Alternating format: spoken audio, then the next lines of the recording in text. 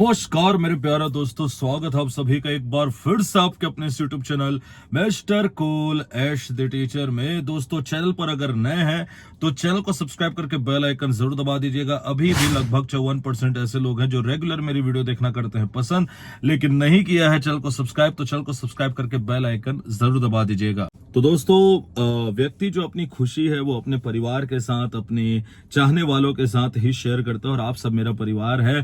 तो बहुत ही खुशी हुई मुझे, जैसा कि मैंने आप लोगों को बताया था कि मैंने 10 तारीख से लेकर के 24 तारीख तक के CCRT हैदराबाद में वर्कशॉप अटेंड कर रहा था, और मुझे न्यूज़पेपर में दिया गया स्थान, तो इसके लिए तो सबसे पहले मैं प्रिंट मीडिया का बहुत ज्यादा आभार व्यक्त करता हूं। और दोस्तों, एक नवनियुक्त शिक्षक के लिए इस प्रकार से आना, और जो मुझे रेगुलर फॉलो करते उन्हें पता है कि 15 अगस्त को 2024 को इसी साल 1 साल भी नहीं हुए थे मेरे जॉब को, और मुझे जिला स्तरीय सर्वश्रेष्ठ शिक्षक का भी सम्मान मिला था। तो ये अपने आप में कहीं ना कहीं एक बहुत बड़ा मोटिवेशन मिलता है आपको, बहुत बड़ा आपको बूस्ट करता है ये बात। तो मैंने सोचा कि ये खुशी भी आप लोगों के साथ मैं शेयर करूं, और तो दोस्तों, ये बात भी मुझे आप लोगों को बतानी। तो दोस्तों, आज की ये जो वीडियो होने वाली है बहुत ही महत्वपूर्ण होने वाली है। आपके कुछ प्रश्न हैं, उन प्रश्नों का उत्तर देना है, इसके अलावा और भी मुद्दों पर करना है बात। तो चलिए दोस्तों, सबसे पहले टॉपिक की ओर चलते हैं, जो है क्या बीएड अभ्यर्थियों की नौकरी बचेगी।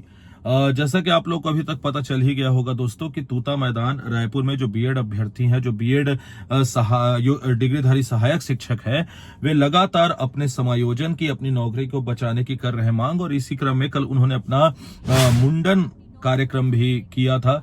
देखिए दोस्तों, चाहे वो कोई भी अभ्यर्थी हो, चाहे वो डीएड वाला हो, चाहे वो बीएड वाला हो, जब अपने अधिकारों के लिए या अपने किसी चीज के लिए जो कि जायज है, उसके लिए जब इस तरीके से परेशान होता है तो जाहिर सी बात है मन रोता है। जब डीएड अभ्यर्थी परेशान थे तब भी मैंने यही बात की थी, और जब अभी बीएड अभ्यर्थी जब परेशान है तो भी मैं यही बात कह रहा हूं। चूंकि युवा है, हम युवाओं का काम होता है देश के विकास में अपना योगदान देना, और अगर वही युवा इस प्रकार से परेशान रहे, रोए बिलखे, तो जाहिर सी बात है आत्मा थोड़े से दुखी होता है। इसके पहले मैंने पिछली वीडियो में आप लोग को क्लियरली बोला था कि डीएड वालों को ज्वाइनिंग तो देनी ही चाहिए, डीएड वालों को ज्वाइनिंग मिलेगी ही मिलेगी, बिकॉज ये उनका अधिकार है। सुप्रीम कोर्ट से जीतना, हाई कोर्ट से जीतना, कंटेम्प्ट ऑफ कोर्ट में भी क्लियर कर देना इस बात को कि डीएड वालों को ज्वाइनिंग देनी ही पड़ेगी। तो जाहिर सी बात है डीएड वालों को तो ज्वाइनिंग मिलनी ही चाहिए।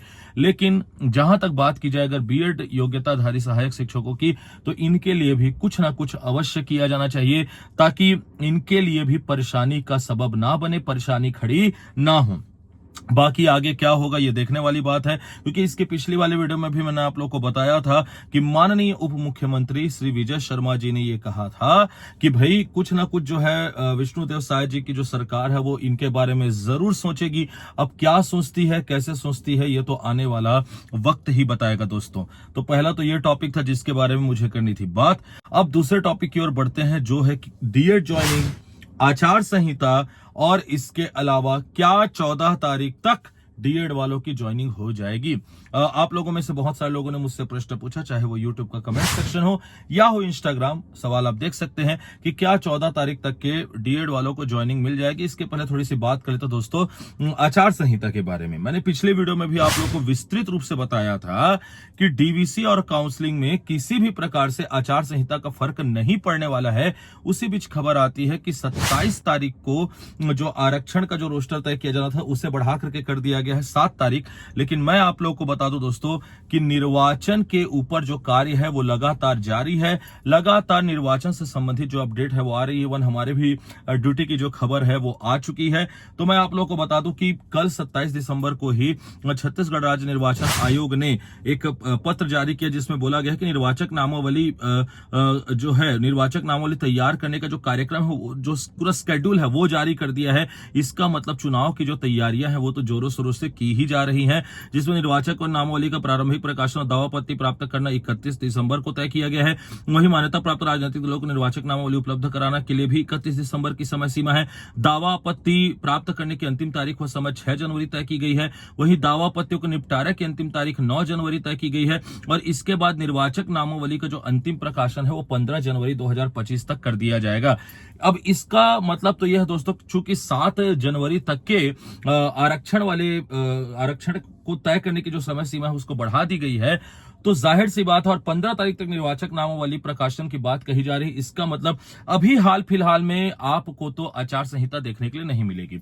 दूसरी इंपॉर्टेंट बात, चुनाव कब होगा इसको लेकर के बहुत ज्यादा अटकलें लगाई जा रही है। तो मैं आप लोग को बता दूं कि बहुत सारे लोगों का यह बोलना था कि चुनाव जो है वो बोर्ड परीक्षाओं के बाद होगा, लेकिन माननीय उप मुख्यमंत्री श्री अरुण साव जी ने कल ही ये बात कही है कि जो आपका चुनाव है वो बोर्ड परीक्षाओं के पहले ही आयोजित कर ली जाएगी। अब ये बात उप मुख्यमंत्री द्वारा ही कही गई है। अब ये बात कंप्लीट हो पाती है, नहीं हो पाती है, क्या होगा, कैसे होगा, ये देखने वाली बात है। लेकिन अभी हाल फिलहाल में एक डेढ़ हफ्ता तो आपको आचार संहिता देखने के लिए नहीं मिलेगा, ये लगभग आप तय मान करके चलिए। इसके कारण जहां पर यह बात प्रश्न आता है कि क्या नियुक्ति दी जाएगी या नहीं दी जाएगी आचार संहिता में, तो ये तो प्रश्न ही इनवैलिड हो जाता है, क्योंकि अभी फिलहाल आचार संहिता लग नहीं रहा है। अब बात कर ली जाए, क्या डीएड वालों की ज्वाइनिंग हो जाएगी या कर दी जाएगी 14 तारीख के पहले। तो देखिए दोस्तों, मैं आप लोग को बार बार ये बात बोल रहा हूं कि कुछ ही दिनों में आपको बहुत बड़ी न्यूज जरूर सुनने को मिलेगी। और डीवीसी काउंसलिंग तो पहले भी मैंने आपको बताया कि आचार संहिता में करवाया जा सकता है। इसके अलावा पिछले वीडियो में भी मैंने आप लोग को यह बात बोली है कि नियुक्ति भी आचार संहिता के दौरान दी जा सकती है, क्योंकि माननीय हाई कोर्ट ने स्पष्ट कह दिया था कि जो नियुक्ति होगी डीएड वालों की, उसमें किसी प्रकार के कोई भी प्रशासनिक या राजनीतिक कृत्य का फर्क नहीं पड़ेगा, ये हम श्योर करेंगे। तो इसमें नियुक्ति के ऊपर भी आचार संहिता का फर्क नहीं पड़ेगा। और जहां तक की बात की जाए, जो मैंने अभी आप लोग के सामने तथ्य रखे, तो अभी फिलहाल एक डेढ़ हफ्ते तो आपको आचार संहिता देखने के लिए नहीं ही मिलेगा। 15 तारीख तक निर्वाचक नामावली को प्रकाशित करने की अंतिम तिथि दी गई है, जैसा कि मैंने आप लोग को बताया। बाकी अब आगे क्या होता है, कैसे होता है, ये तो आने वाला वक्त ही बताएगा। लेकिन जहां तक बात की जाए, बीएड डिग्रीधारी जो सहायक शिक्षक है और जो डीएड डिग्रीधारी सहायक शिक्षक है, दोनों के हित में जल्द ही कुछ ना कुछ अवश्य होना चाहिए। डीएड वालों को तो ज्वाइनिंग देना ही है, उसमें कोई दो राय नहीं है। वहीं बीएड वालों के लिए भी कुछ ना कुछ जरूर सोचा जाना चाहिए।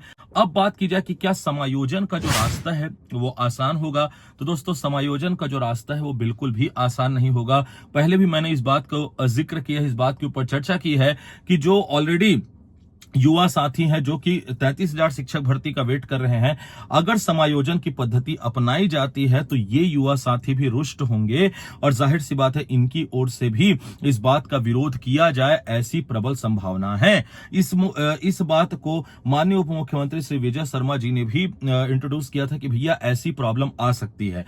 तो इस प्रकार से जो मामला है वो पूरा फंस चुका है दोस्तों। जहां तक बात की जाए अगर डीएड ज्वाइनिंग की, तो आप लोग के लिए बस थोड़ा सा इंतजार और है, और आप लोग की ज्वाइनिंग जरूर होगी, ये मैं दावे के साथ कह सकता हूं। बाकी जो भी होगा, जैसा भी होगा, आप लोगों को पता है कि आपको सबसे पहले किस चैनल पर इसकी इंफॉर्मेशन मिलेगी, वो है आपका अपना mister cool as the teacher. और इसके लिए आपको इस वीडियो को ज्यादा से ज्यादा लाइक करके ज्यादा से ज्यादा शेयर करना है। इसके अलावा टेलीग्राम चैनल को जरूर ज्वाइन कर लीजिएगा, लिंक आपको डिस्क्रिप्शन बॉक्स में मिल जाएगी। इंस्टाग्राम पर मुझे जरूर फॉलो करें, फॉलो करके मैसेज करेंगे तो जरूर आपका मैसेज रिक्वेस्ट तक के पहुंचेगा। जो भी मुझे इंस्टाग्राम पर फॉलो करके मैसेज करते हैं उन्हें पता है कि आपके मैसेज का करता हूं मैं रिप्लाई। तो दोस्तों, मैं मिलूंगा आपसे नेक्स्ट वीडियो में, तब तक के लिए अपना तथा अपने से जुड़े लोगों का रखिएगा ख्याल। धन्यवाद।